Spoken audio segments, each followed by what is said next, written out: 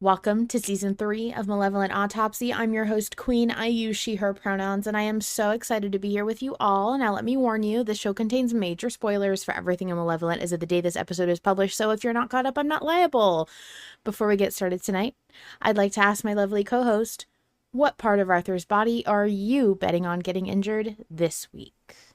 Howdy, hello, Vol Control here, he, him pronouns, and I think Arthur's eyes are getting injured this week. Between traversing the desert and visiting the king, I don't know, I just have a bad feeling about Arthur's poor eyes.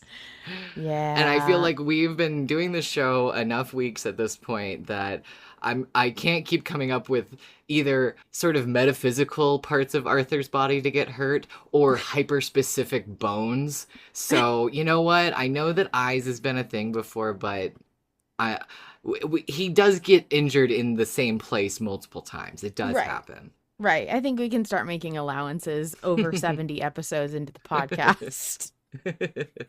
Would you like to summarize this week's chapter to refresh the public? Ooh, boy, would I like to. This was such a juicy episode. I tried to hit a lot of the high points, but not just repeat the whole lore dump that we got this episode, so here it goes. Okay, so starts off with Arthur and Lilith taking the lantern, and the traitor gets the last laugh, not telling them what it does. Fine, okay, whatever. Arthur tries to give Lilith a compliment, an olive branch of sorts, which Lilith promptly dashes in his face. She tells him that he's little more than a dog to her and reminds him that she is a god, that she has seen all of human history and beyond, and he doesn't even stack up to the top 200 humans she's ever known. Arthur has enough of the dog comments and puts Lilith in timeout. When he lets her back out, their conversation gets heated. Arthur asks what any of her experience matters if she's going to get bratty and defensive at the slightest friction. Lilith explains that the manager had come to her and told her that he too had sought out and acquired the Blackstone, but he hadn't worked alone. His daughter had helped him. In his quest to eliminate all the other Nyarlathoteps, Cain came knocking, and the manager's daughter sacrificed herself to save her father's life. Seeing genuine love and loss in the manager's eyes, Lilith agreed to hatch a plan with the manager to stop Cain, a plan that involved Arthur. Lilith fills in the blanks about how she became Scratch after being banished by Cain. She decides to spill the beans on why she finds that punishment of being put in timeout so unpleasant. It reminds her of being trapped after the interrupted ritual that bound her to the secret room in the house in New York City, the ritual that Cain interrupted. Arthur finally asks point blank why Lilith killed his parents, and she says that they broke the rules. Plain and simple as that. Arthur doesn't believe her, but he chooses to trust her. They reach a truce. They arrive at the desert and are greeted by mysterious figures that Lilith recognizes as heralds of the king. One steps forth and tells Arthur he must come with them. The king in yellow wishes to speak with him. All right, on a scale of 1 to 10, how fucking psyched were you after this episode?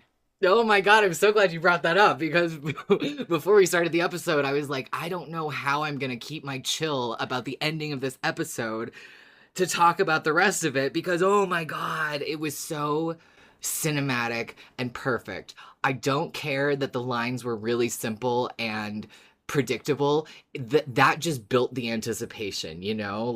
Yeah. You know, we need to take you where? To Carcosa. Ugh. Why? He wants to speak with you. Who? The King in Yellow. Yes. Oh my gosh. It felt like a Rocky Horror Picture moment where you're just like, you know it's going to happen, but you're so excited for it to happen. I don't know. It was really good. I don't think that we knew exactly that we were all waiting for a moment where we got that the King in Yellow drop in the podcast again. It's been too long. I missed it. It feels like an old friend. I know that's not what he is, but it feels like an old buddy, because I guess that feeling of reflective, almost nostalgia for when stakes were so much lower. I was just going to say, compared to all the horrors we have been introduced to since the first time we got that dramatic The King in Yellow. Oh man. Oh man, I'd love to go back to Carcosa. Man, I'd love to go see the king. Man, that Take would, me yeah. back to like Take forests me that back. demand blood sacrifice, because that was the easy days. Right, right. Yeah. Yeah, so hype. And people in the chat are talking about how the poor public are going to be stuck on that cliffhanger for a month. I'm so sorry, public, if you are Yeah. listening to this now and still waiting for the next episode to come out. We're here for you. We don't know what happens next either yet, okay? Yeah, to be fair, as of the time of recording, we're feeling that same agony you are feeling. Just so everyone knows, it's a no vote week, so we do not have a poll to discuss, and I am Womp sad. womp. Yeah.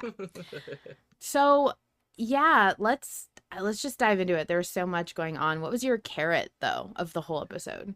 My carrot is a weird one, as is typical of volume control. So I have to say that the way that Lilith drops the lore as to why she killed Arthur's parents was so golden to me. Not the explanation. Although the explanation was exciting because I had theorized that Arthur's parents were cultists and their death had something to do with Lilith, and so this was sort of like a little bit of confirmation, maybe, if she's telling the truth, blah blah blah. Right. But just the way she said it, where it wasn't this like dramatic tone, it wasn't this dramatic delivery meant to upset Arthur. It was just like, all right, fine, because they broke the rules. Like that, are you happy now? Like, you got your answer. And I thought that was so subversive. Yeah, I think the delivery was perfect. It also reminded me of a distinct, what do you call it? Not a parallel, but like, well, I guess maybe it's a parallel. It's not an exact mirror. It's kind of the opposite of when John said that he killed Arthur's partner, Parker.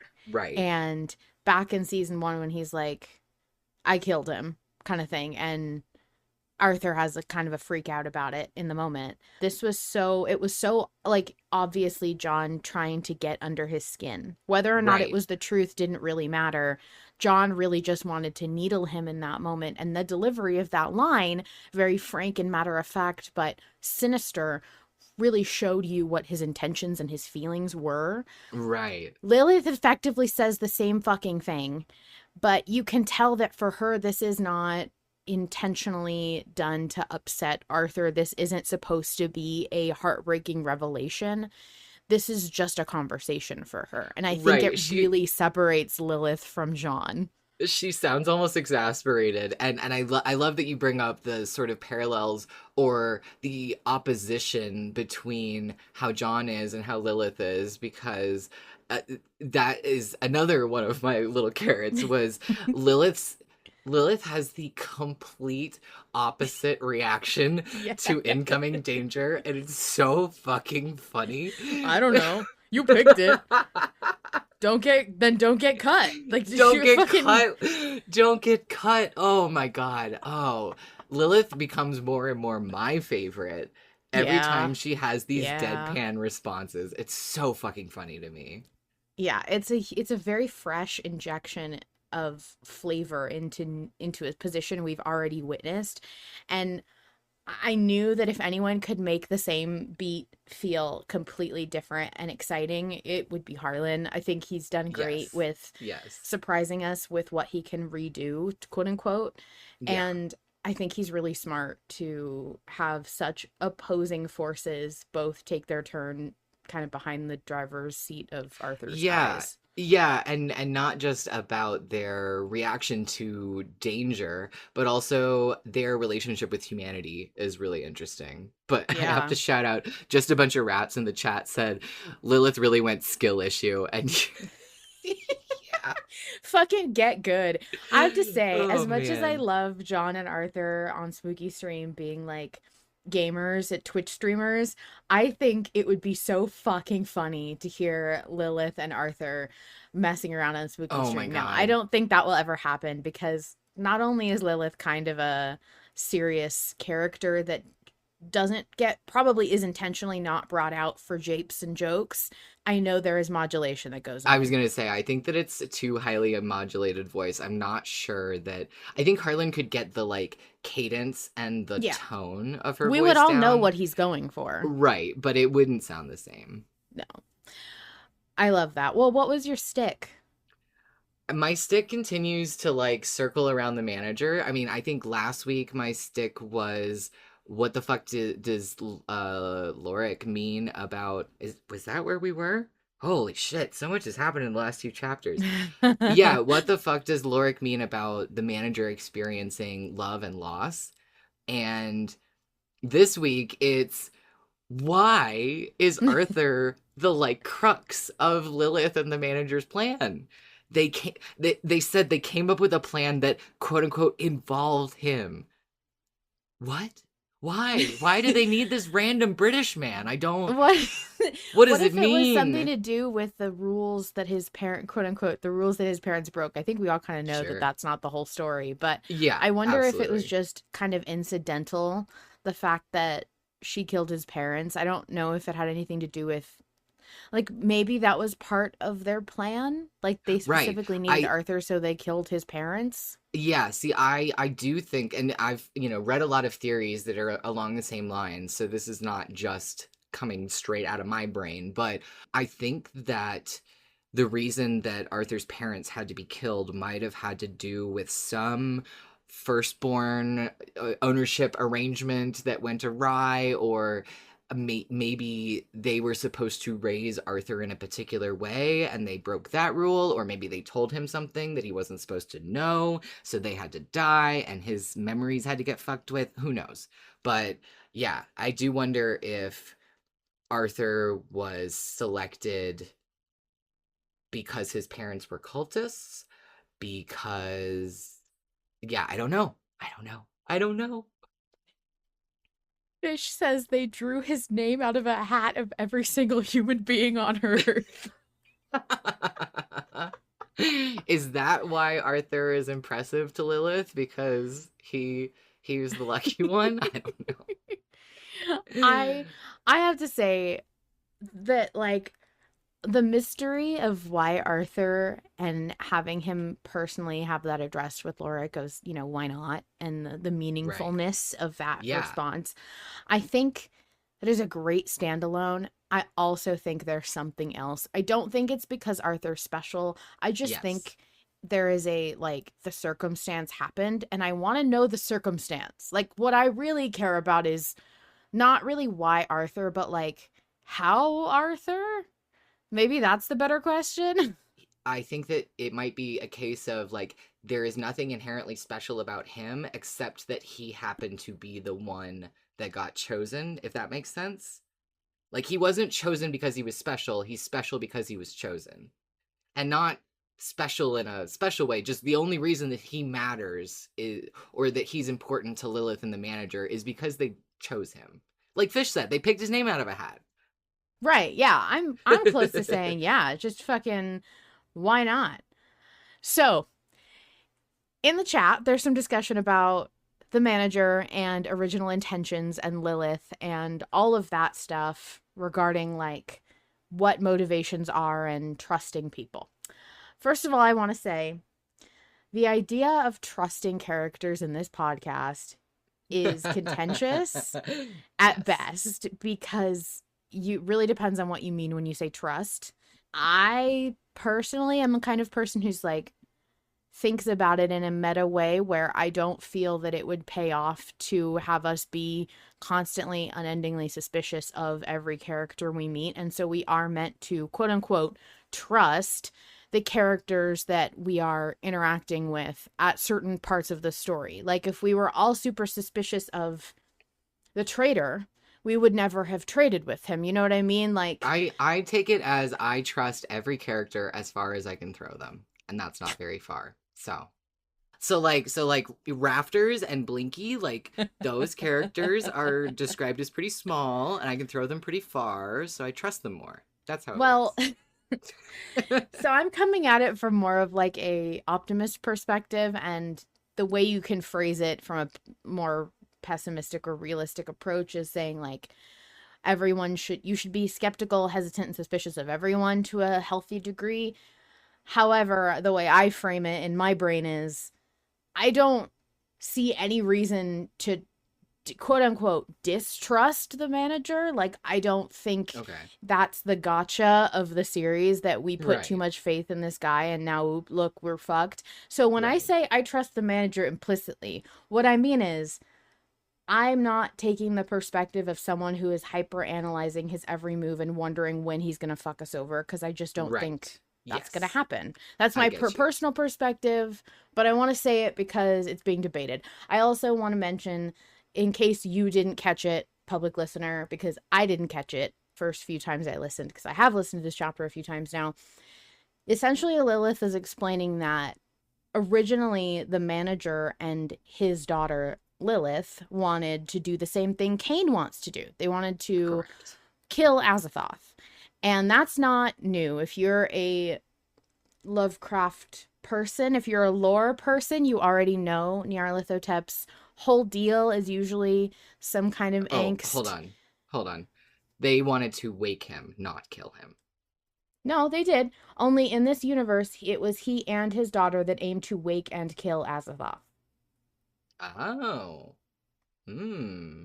Yeah, it was both. Okay. So, and see, this is why I was trying to explain, like, she kind of gave a lot of Yeah. information here. So basically, she's saying the manager and Cain had the same goal in the beginning.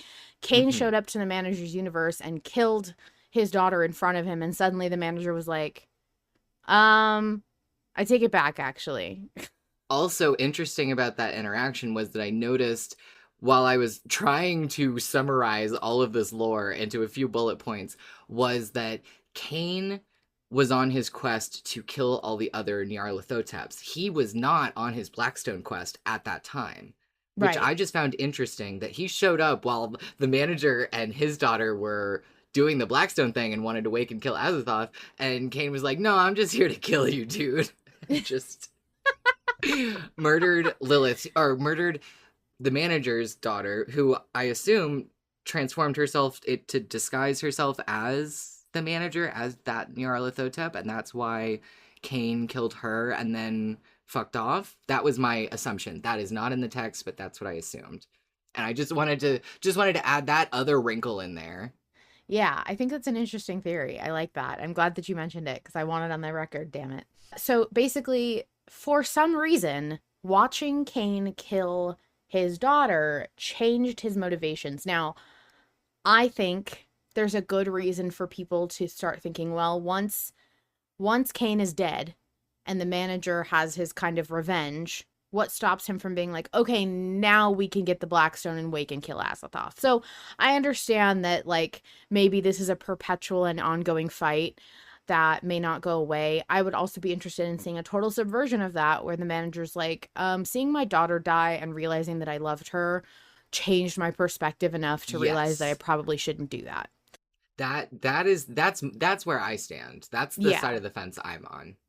And I don't know that that will be like an eternal, like, love wins forever and ever, kumbaya, but Right. I think that at least for the sake of the end of Malevolent, Right. I agree. to get back on track, do you Yes. want to, are you ready to share your carrot? Yeah, sure. So my carrot comes in about 4 minutes in, which is Arthur saying phrases like, you compare me to a dog, but you're the one I can put out whenever I feel like. So convince me not to. You have no argument. You've watched Paris burn, you've walked with pharaohs, but when your power is gone, what does all that mean? And later on, he then says, what good is it to win an argument that makes me want to put you in the dark? And that to me is like fresh season 1, season 2, even season 3 Arthur. And to see him come back in that way was so good. I loved his monologue. I loved hearing how speechless Lilith was in the face of that. I thought it was such a good and powerful moment for Arthur. And I think he made some really good points. I also think a lot of progress was made in terms of determining where they stood and what the perspective is. And I'm so impressed with how quickly Harlan did all of this. Like, we just got Lilith in our head, and we don't have a lot of time left in this part of Malevolent, this season 6 of Malevolent, to explore all of the ins and outs the way we did with John. So the way that this was done was so impressive to me. It was just so well written. I don't know. I really liked it. It shows Arthur's amount of experience with with mentoring eldritch entities of, endless age and experience. I think, Arthur might have a future as an eldritch entity therapist, like couples counseling for humans and eldritch entities that find themselves in a situation. And how does that make you feel? Yeah. Right. I love that. That's great. Is now a good time for me to insert a little conspiracy theory that I have? Sure, go for it. So you mentioned he says you walked with pharaohs, and so earlier when Lilith was going on this whole rant about how cool she is and how much human history she's seen and yada yada yada, she mentions the pyramids, and that's when Arthur is like, I've always wanted to see that. And I think most people, myself included, first interpreted that as Arthur saying that he wishes he could have seen history, or he wishes he could have seen more of the world, or whatever. But she doesn't say see that. When he sort of trails off, she doesn't say, when he says like, I wish I could have, she doesn't say see that. She says go there after talking about the pyramids. So my little conspiracy brain, I'm calling it, Arthur's gonna end up in Egypt somehow. Oh, gee, I wonder if he'll end up in Egypt. Yep, that's a thought that you can have. Who else has ended up in Egypt on some... Can't think of anyone who's ever been to Egypt circumstances in the podcast to look for anything or do anything important. I can't think of anybody who's done that or would be relevant to that, or how the word threshold could come into that, play with that. I don't know. It's just a wild thought we'll have to have somewhere else. Anyway. Yeah, let's move on. That's all I had to say about that. What was your stick this week, My stick was Lilith saying, you can't know, not yet. What do you mean? What do you mean? And then, the fact that I'm pretty sure at this point that Malevolent's final season 6 episode is going to be, getting a ton of information all thrown at me at once and not being able to move because there's so much that's being told. You'll get to it. You'll find out, we'll answer that later. And I'm like, we have so little time left. Right. We don't have that much time to get to it. What do you mean? It's so stressful. We'll know as it's happening, unfortunately. Public listeners, just know this is your level of agony, we spread it out over the whole month. And it's the same really as what we do. It's just in a different time period. So it's terrifying. I also it's not really a stick at all. It's just something I really want to say because I'm the way I am. Yes. I killed your parents because they were cultists and they didn't follow my rules is the most relatable thing Lilith has said. I'm actually doing a full 180 on my vendetta. I would absolutely kill people if they didn't follow my rules if I had a cult. Rules are everything to me, and structure is okay, there's a reason that I put the manager above Kane in my tier ranking characters list, and it's primarily because the manager runs a successful business, okay, which requires a lot of organization and a lot of thought, and I'm sorry, no one can tell me differently. The manager has spreadsheets. I don't care how much chaos he used to be so crazy, just like Kane. I don't care. He runs a restaurant. He has to have spreadsheets. Standard operating procedure. That's all I'm going to say. Standard operating procedures. So, I get it. I'm just saying, I think when Lilith said it was literally just because they didn't follow my rules, I get it. I know the implication is supposed to be, even Arthur says that. I don't think that's the truth, but I do think that is the most relatable thing I've ever heard in this podcast. I keep wanting to say Lilith is queen, and I mean it as in Lilith is our queen, we love and stan Lilith now as our queen, but Lilith is queen, I guess. I guess, full Yeah. stop. Yeah, I guess so. Full stop. I guess I've been you either die a hero or live long enough to see yourself become the villain. Oh, Exactly. and since I am now a villain, I will transition us out of what I really want to talk about, which is more about the chapter, so we can listen to other people speak instead of just me and you. Let's do it.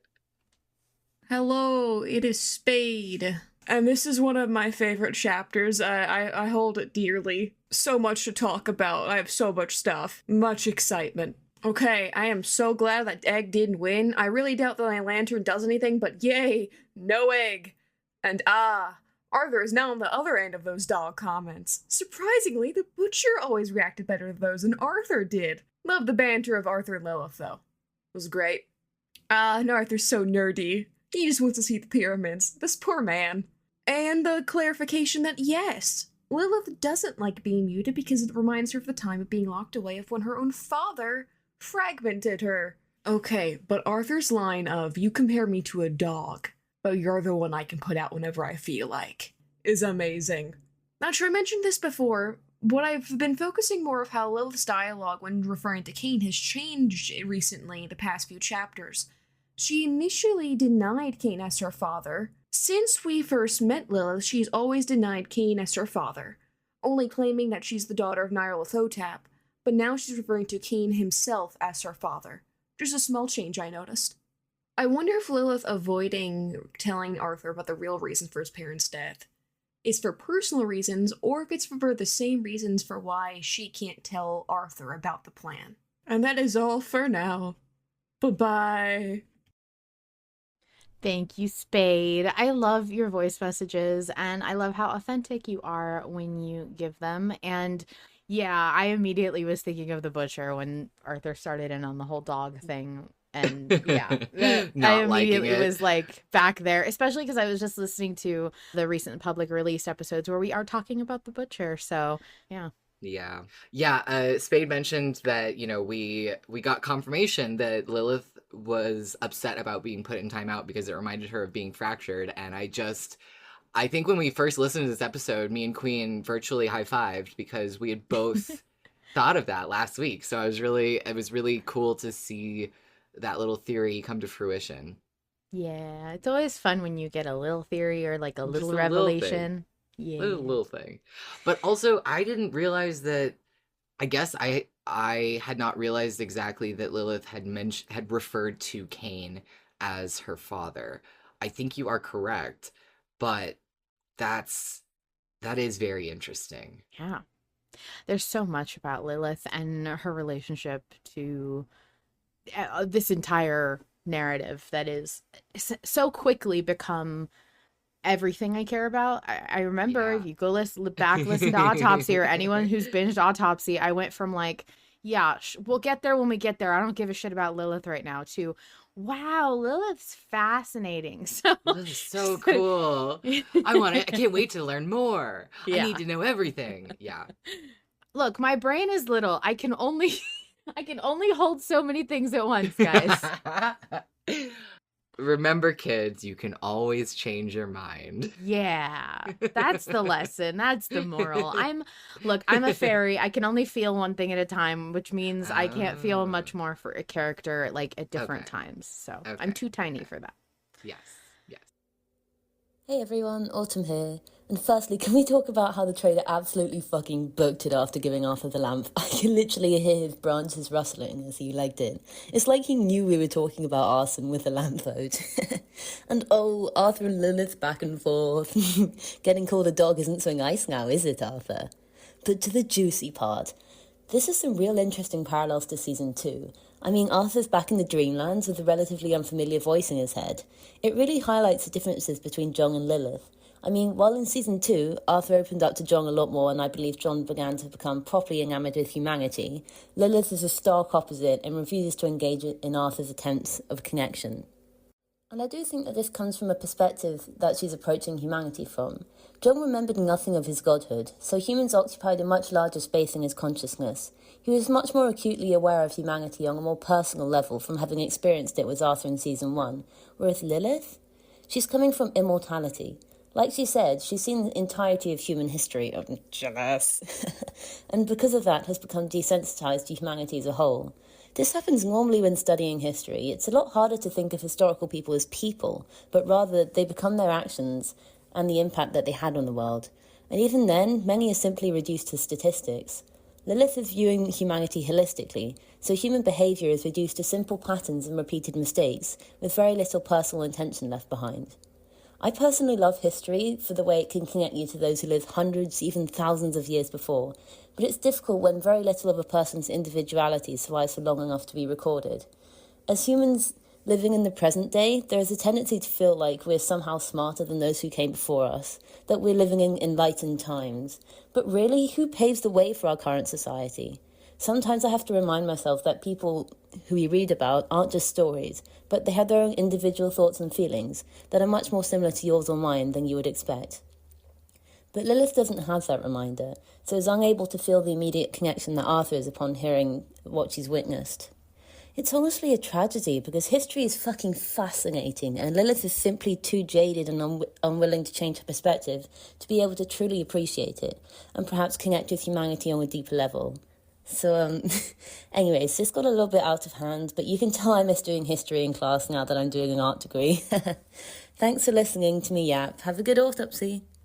I loved your thoughts about specifically the idea that we tend to depersonify people from history, like historical figures, because when I was in school, I did the best in history when I perceived the text as reading a fairy tale. I actually was really good at history because I thought of it as a story I was being told rather than facts and things to remember. And so I didn't often get like the dates right. I was still really bad with remembering like exactly when things happened, but I really liked history because I thought of it as storytelling rather than like data points or anything that was dry. I kept thinking of it in like epics rather than what the textbook was trying to kind of gear academically, what we were trying to learn, because I would see these things happening in my brain. I would like envision conversations between generals and I would like that's where my brain went. And so to realize that like, no, those things really happened. I mean, and I knew that, but you feel so removed from it because it's history.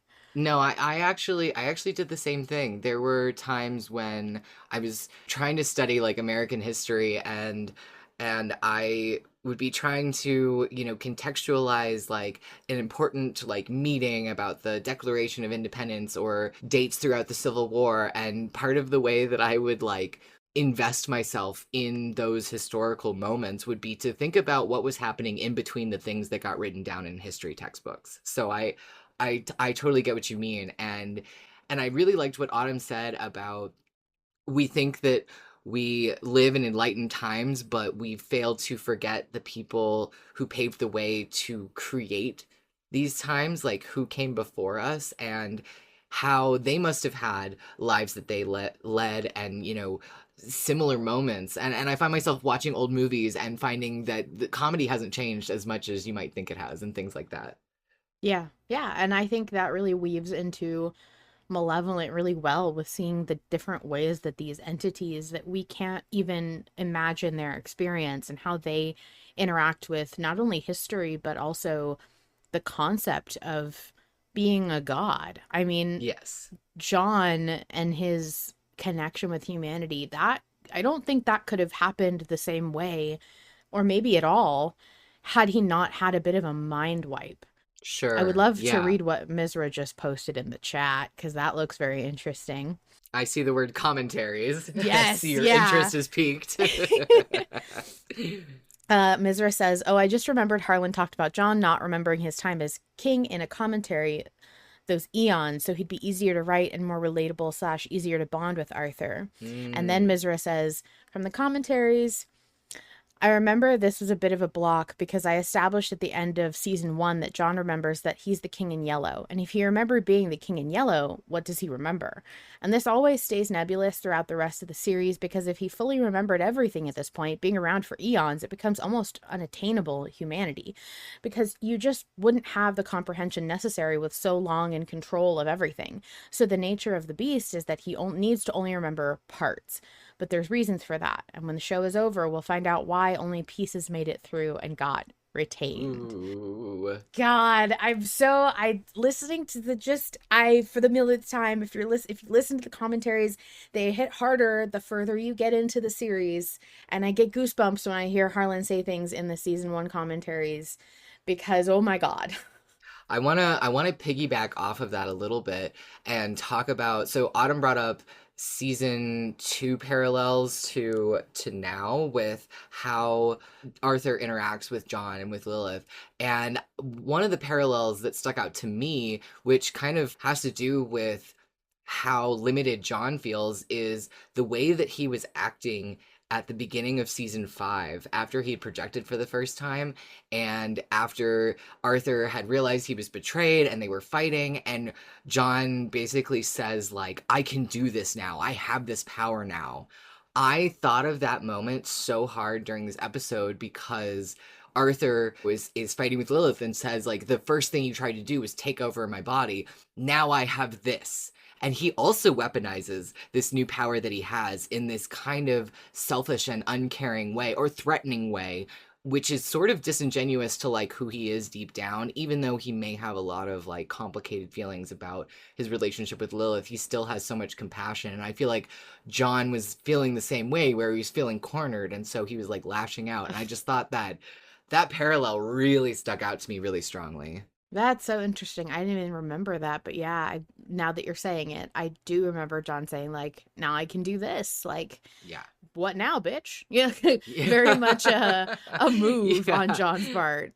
Yeah. And hearing Arthur kind of pivot and try to do the same. It's very interesting to see when we talk about Arthur as the best and worst. I think people tend to take that literally and go kind of roll their eyes, but it's the fact that every human has the capacity for the best and the worst within them, and that's the point. And so I think watching Arthur do these swings back and forth has become kind of a rhythm in the podcast that is very comforting, because that's a very human thing. We all have really high highs and really low lows, and seeing Arthur allowed to swing between them is very cool, and it's something you don't see a lot of media, I think. Yeah, I was just gonna say, one of the things that stuck out to me when I first listened to Malevolent was I was like, man, there's like a lot of setbacks.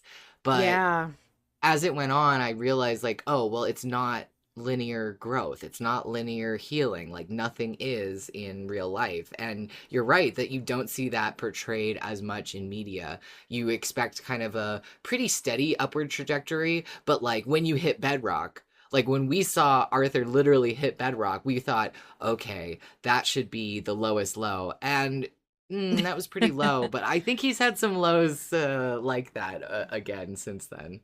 yeah, it's very funny. I talk a lot about the recipe for a sitcom and how it can be really difficult for those to go on long, because you can't, if the characters grow too much, if they change too much, Right. what made your sitcom work is no longer there.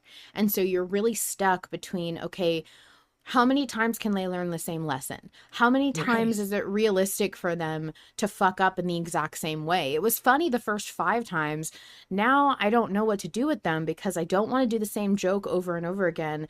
But if they change and learn and grow, they're not going to be funny anymore. And so, like, Right. what do you Right. do with that? And that's why Yeah. you get sitcoms where the cast grows or things change so radically and people don't like it, because you have It's to not the grow and same change your thing. characters Right. upwards. Right. But Right. in Malevolent, it's so easy, I feel, to like, it doesn't feel different in a bad way to watch Yeah. Arthur handle all of these things in very different ways. I think it's really Yes. unique to Malevolent too. Yeah, I agree. I agree. Let's keep listening. Hello, Autopsy. It is Myth. I just came back from Harlan's doors. They are, it was a tight fit, but I managed to get inside there. Anyways, so from this episode, For one, mind you, I still want to punt Lilith into the stratosphere. However, I get it, I guess. Also, the explanation, like the background lore to why Lilith got trapped and also like how the manager survived, it's very interesting. And the manager, it sounds like he got the stone, like he gained access to it, him and his Lilith, which means that he should be on an even playing field with Cain, I'm guessing. Also, I gotta say, I do hate Lilith, and I should hate Cain. But damn if he is not my level of paranoid, because honestly, if I was a sociopathic eldritch being with like an quasi-infinite amount of forms who could just fuck around whenever, I would probably be doing the same thing when I saw a version of myself and my daughter who were as competent as I was. Like that makes sense. The ending also very cool, very bueno. I'm looking forward to seeing the King in Yellow again, and it was a hell of a reveal. Gotta say, hell of a reveal. Thank you, Myth. Yeah, it was a hell of a reveal, and I think that most of us can relate to the level of paranoia on if we really squint and close our eyes and imagine that we are eldritch, insane beings. Yeah, I get you. Yeah, we would totally do what Cain does. He's the most relatable character of the podcast, really. I mean, who wouldn't? Yeah. But I do have to just say, I thought it was interesting that Myth brings up that the manager should be on an even playing field with Cain, just based on how far he got in his quest. So, I mean, I think we already felt that, but still. I think it's interesting that the manager has the obelisk. I'm still like, where did he get that? How did he get that? Maybe it was one of those things where like Cain thought he had it, like he did get it, and then when he was looking for the Blackstone, the manager was like, "I'll just take that, thank you." And and like as Cain gets more pieces together, the manager just keeps turning around behind his back and grabbing one that he just got, so that he has to keep finding it again. Like, I don't know. I think it's interesting that the manager has all these pieces and what makes him different. I mean, other than what we've just heard about, like what's stopping him from using these pieces? I don't know. It's fascinating.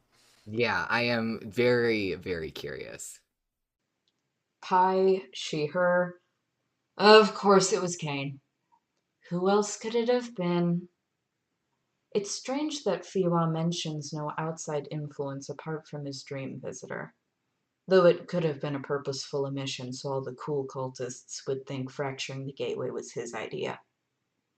And confirmation that the real Allens were cultists. I wonder what line Lilith draws between her followers and power-hungry rats. What quality endears a dog to you to trust it with a piece of yourself?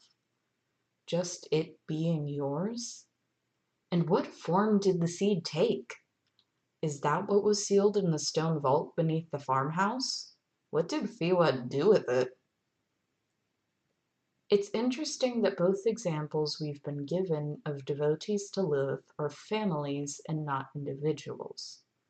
The Allens and the Lesters. She's not been unwilling to spend lives to suit her needs, but that's not the series of events she's presented us with.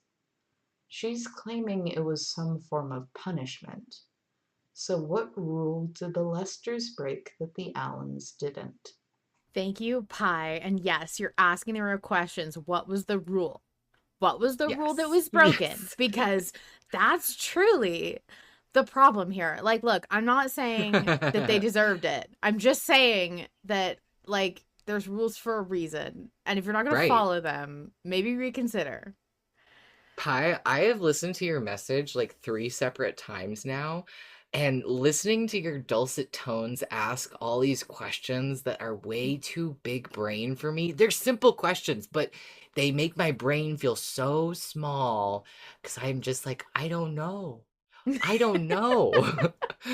I don't know, Pie. And the way you phrased, what quality in a dog endears you to trust it with a piece of yourself? Whoa. Yeah. Whoa.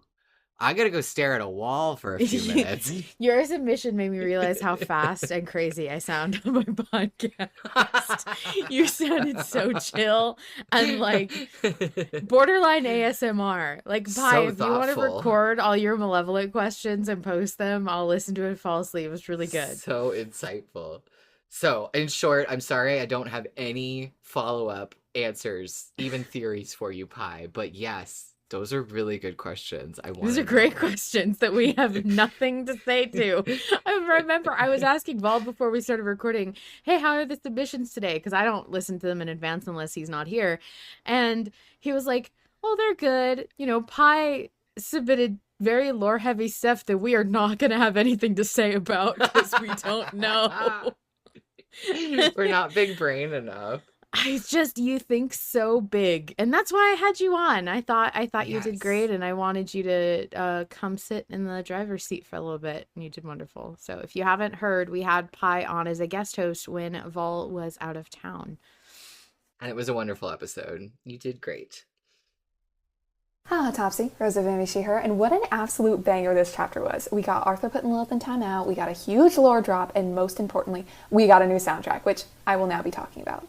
At first, this track resembles one of the other themes we've heard so far in Season 6, to the point I thought it was an arrangement of it before listening further. I actually had a hard time focusing on the lore drop because I was focusing so much on the music, but I believe, after transcribing it, it's an F sharp minor, which is the relative of A major. So A major is here, F sharp minor is here. What's so interesting about this piece, and what caught my attention first, was the rhythm, actually. We have this underlying eighth note melody throughout which changes chords, but the rhythm is what's deceptive. We've had a lot of pieces in Malevolent with triplets, rhythms in 3, including the most recent release, Rose Light. So my mind immediately went to that, but it's not in 3. It's straight eighth notes. It's in common time. It's not in any sort of mixed meter, even though it feels like it should be. It isn't because of the time signature, it's the pattern of the notes. We want to continue, we expect it to continue this. We expect that, but that's not what happens. Instead we get...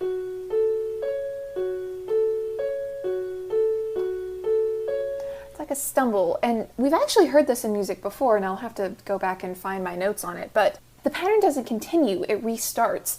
And this eighth note pattern is accompanied by a tolling, steady downbeat F sharp, which solidifies our minor key. We have a few tempo changes, but for the most part, it's pretty steady until 11:04. This soundtrack begins at 7:15 if you're looking for timestamps. It's an undercurrent punctuation to the history she's explaining to us. Then she pauses, the music pauses, and she states, dooming me to stay a scratch for all those years. Until you. Then we have cello, and not only do we have this lovely cello score, the cello puts us in a major key for those brief few measures. I can't help but appreciate once again how well the orchestration of these soundtracks fits in with the story of Malevolent, and I am so excited to see what other new tracks we gain from Season 6. Thank you, Rose, as always, for like the freaking coolest dissection of music that I am not well enough educated to really comment on. So again, another submission where I'm like, oh, good words. Good job, smart people. Well, the thing that I noticed from Rose, like explaining how this melody worked and what key it was in and where it was played, so if it's a new piece of music, I'm wondering if this is going to be part of sort of like Lilith's arrangement, like Lilith's theme. And one of the things that I found striking about that is that Rose mentioned the like droning in the background, and even just sort of the like very limited nature, the very simple nature of the melody that we have so far. It kind of made me think of the beginning of The Wager and how we only heard a little bit of The Wager at first. And I was drawing some kind of like Cain and Lilith parallels in music there. Correct me if I'm wrong, Rose. I don't know if there's anything there. No, I agree. I think that's a good observation. And yes, Rose agrees with me in the chat. Hell yay! Yeah, I get a good grade in Rose analysis. Normal to want, possible to achieve. Yes. I particularly got goosebumps at that little until there was you. Yeah. That was such a good beat, and I can just see Harlan at his computer like, yeah, and then it goes here. Yeah. It's really good. Good job. Hello, it's Spade again. because I have a lot to talk about Manager and Lilith lore. I love the Manager, so I'm always happy to learn more about him. We got confirmation that the love that the Manager lost but didn't know he had was a love for his daughter who was killed by Cain to save him. I'm not very attached to Lilith, but the way she said something I didn't quite understand at first, I came to later understand what it was. A love. A love for his daughter that was real and genuine. Though the fact that she has to clarify the love was genuine makes me wonder if Cain sometimes acted like he loved her, but they both knew the love wasn't real. Okay, but the ending makes me so excited. Yellow! This is now the second time mysterious figures have appeared from across the desert in the Dreamlands to Arthur, first being the 3 soldiers. I assume that Yellow is in the king's body because of what John mentioned previously. I wonder if Yellow being in the king's body may have triggered Yellow's memories about being the king, since Yellow was just the king in Yellow, with his memory wiped and then tossed into Arthur's body by Cain. Though even if he does have all of his memories back, I still think he'll be different from the king in Yellow we met in Season 2, because he's had life experiences from that point of being with Larson and, well, probably some rejection problems from being compared to John so much. I do find it interesting, though, that Lilith was not alarmed at all when seeing them. It's like, oh, Arthur was like, oh, are we in danger? She's like, nah, we're good. All right, bye-bye. Thank you, Spade. I love your... Can't tell you how much I love hearing from you. Your messages are great. They're like my brain outside of my brain. Really good. Oh, Spade, you broke my heart. Talking about whether the fact that Lilith had to clarify that the love that the manager had seemed real, as opposed to did Cain ever act as if he loved Lilith, or did he ever sort of like take that back, step that back somehow? Oh, man. I especially am so excited for all of the things we're about to figure out. Like, Yes. okay, there's been theories talking about what's going to happen next, and there always will be. Yes. And I know that, Vol, sometimes your brain doesn't let you think about that. So I'm just going to say I've been seeing a lot of different theories and perspectives on what could happen next. Yes. I just want to share the conversation that I've seen happening, because I think it's really fun to look back on these episodes and go, oh, Yeah. we were so wrong. We were so incredibly wrong. So I will say there are people who think that we are going to get the king, but still stuck in Larson's body. And so we're basically going to have Larson on the throne, but just as kind of a vessel with Interesting. Yellow talking through him. Uh-huh. We have theories about whether they're even connected anymore. Maybe they were able to separate in some way in the Dreamlands, and Larson may or may not be involved in anything now. I've seen perspectives of people who think that this is actually going to be John for some reason, because we don't know what happened to John. Like, from our perspective, we didn't technically see anything going on, so I can see how you would get that theory. I think that it's just a lot of people really missing really want John John, back. and that's Yeah, their yeah. copium. Yeah. I mean, that's what I think, but it's a theory and it's valid because all theories are valid. Yes, absolutely, until they're absolutely. proven wrong. And then we have what I think, and what I think is, I think it would be, I don't know that this is actually going to happen, but I want to say what I think would be cool. And what I think would be cool is if we did get a Yellow that was kind of permanently projected outside of Larson's body in the way that John could project outside of Arthur's body. And for Larson to effectively be this like on life support permanent puppet guy. Yes. He's just kind of there because Yellow is not going to be stuck in some twerp's body in his own kingdom. Fuck yeah. And so Hell yeah.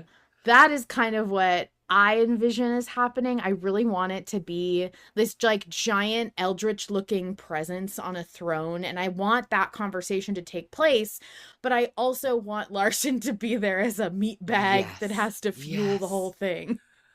Oh, Queen, how this podcast has changed you. Your brain is so twisted and beautiful. That's so good. I love that theory. Yeah, any kind of theory that has to do with Larson still being there in some capacity, but as a prisoner, as a pet, as something like that, I think is really compelling, and I'm really curious to see. And I mean, honestly, I'm gonna be honest. I'm gonna play devil's advocate. I want to hear his stupid voice. I want him to be suffering to some extent, but man, I want to hear his stupid little voice. I think he is such a good villain and he is so Yes, beloved that it would be a shame not to hear him. we But love to hate him. I also think that he would be a very great contender for further story. So I could see the Mm-hmm. case being made for maybe not hearing him or maybe not just not hearing a lot of him. I also think there's some really good conversation to be had that we won't have on the pod because I know we're wrapping up about what the fuck could Yellow possibly want to do. I am curious about that. Wait, before we move on, I want to add for posterity that I and several others thought that the Herald of the King who approached Arthur was going to be Larson. I wasn't super disappointed that it wasn't, but I think that the fact that a lot of people picked up on that and thought that, I'm hoping that that is like somehow Yeah. subconscious signaling that we are going to see Larson in Carcosa. Yeah, I'm thinking maybe because so many people thought that, because I think even I typed it on my first listen, like, is that going to be Larson? I think so many people thought that, and so maybe it was kind of intentional to put our heads in that direction in the same way Arthur mentioning the butcher before he appeared in the pod kind Right, of set the stage right. for us to be thinking about him. God, there's so much like theorizing about Carcosa that I wanted to do, but we I just don't have know. We don't have time. time. We don't have time. But I think before we go, I want to say I cannot imagine, like, the fact that Yellow is actually summoning Arthur in a very Yes. official, formal capacity when he fully does not need to, says that he really Yes. does want, either he just does want to talk, or he wants to draw this out because he's real fucking mad.